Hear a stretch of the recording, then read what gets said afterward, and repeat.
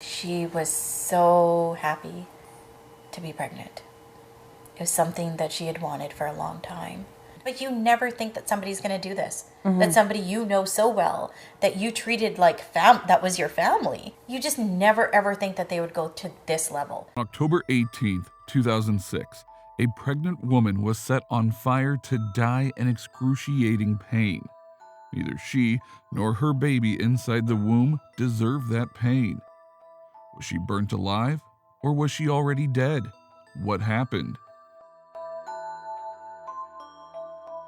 This case is about the murder of Manjit Basra.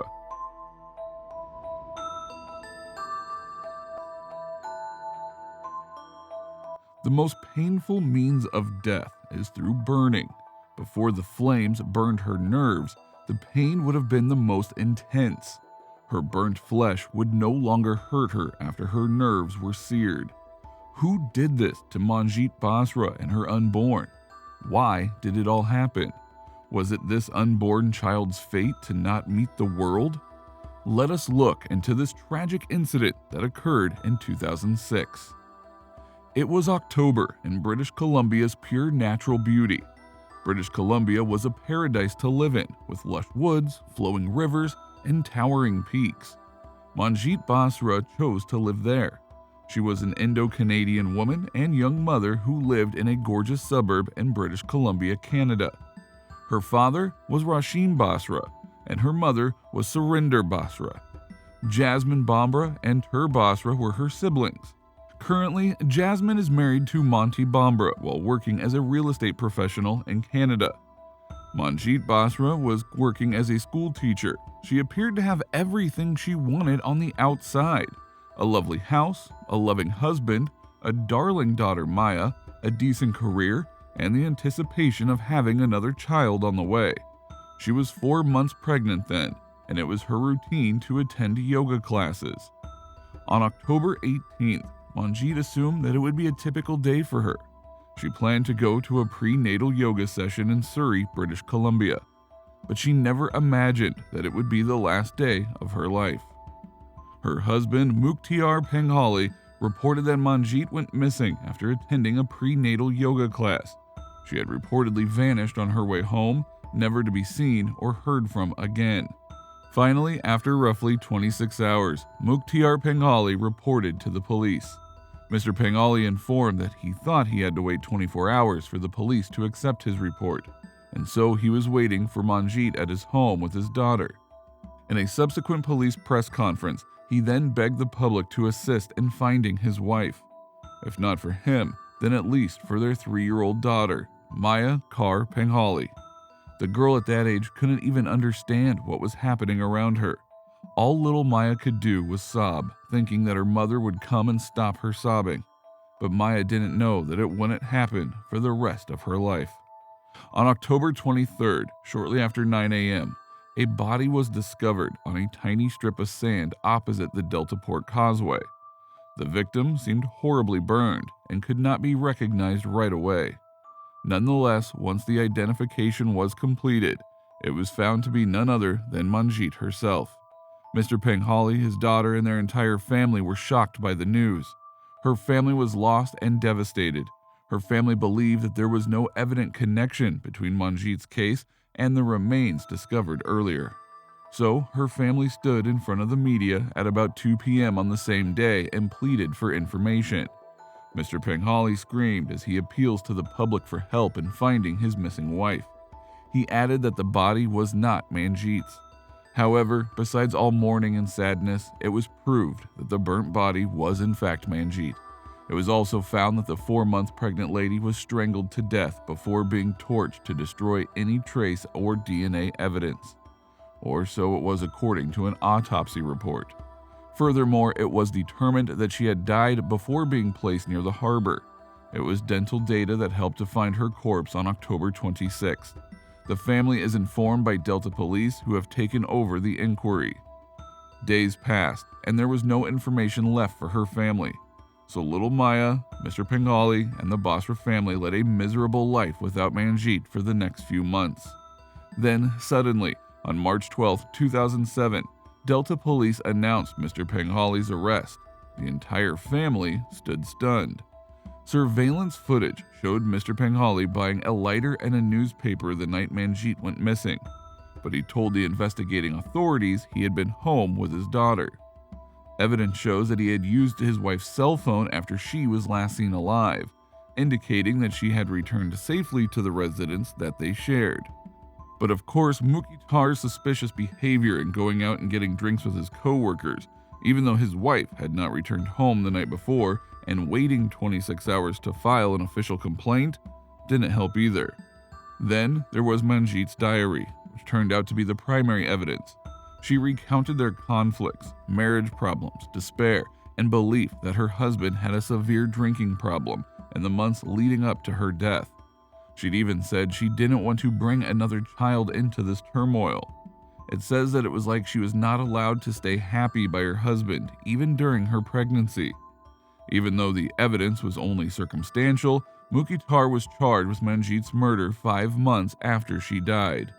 The evidence was just too obvious to ignore. He was the one who strangled his wife. He was the one who broke his 9 years of married life with Manjit Penghali. He was the one who ruthlessly killed his unborn child along with the dreams of his wife and the future of his 3-year-old daughter. Mukhtar Penghali might have even gotten away with murder if he hadn't used his wife's cell phone after murdering her or slipping out into the middle of the night to a nearby store and then lying about it afterwards. He was found guilty of second-degree murder and was sentenced in 2011.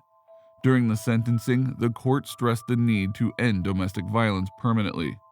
After all, he claimed Manjit was murdered by her husband during a period when it was somehow acceptable to violate Indo-Canadian women's rights and prospects. Can you even imagine such a period of life where violating women's rights and prospects don't matter?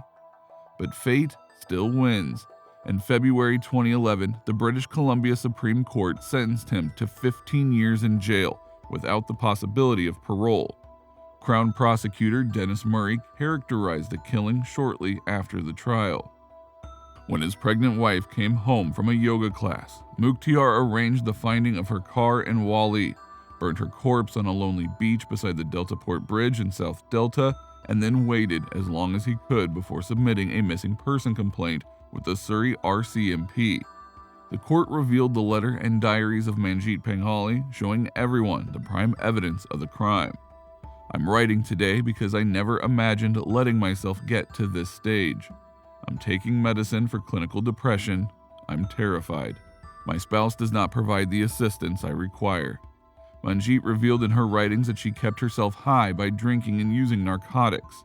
She stated, "I'm broken, ruined, and crumbling, so I want to drink, use drugs, do whatever to make myself feel better." Manjit Penghali discussed her married life in one of her handwritten notes. She stated, "We need to improve on our relationship. We need to prepare ahead so that our relationship does not fall apart. This connection requires considerable attention. I need to keep in touch with him, make him adore me once more." She went on to say that her spouse Mukhtar Penghali has a drinking problem. She wrote, "I'm feeling helpless. I don't particularly appreciate living. Living in 2 cultures is quite difficult. He makes me feel helpless, hopeless, and terrified. I used to have no reservations about our lives together, my position in your life, or our future, but now I'm terrified of what lies ahead." Manjit addressed several marital concerns in her letters to her husband. She stated, "We've suffered from various difficulties, including sex, drugs, alcohol, and our capacity to communicate, be affectionate, and love again. So I'm not sure if our relationship was enjoyable for you."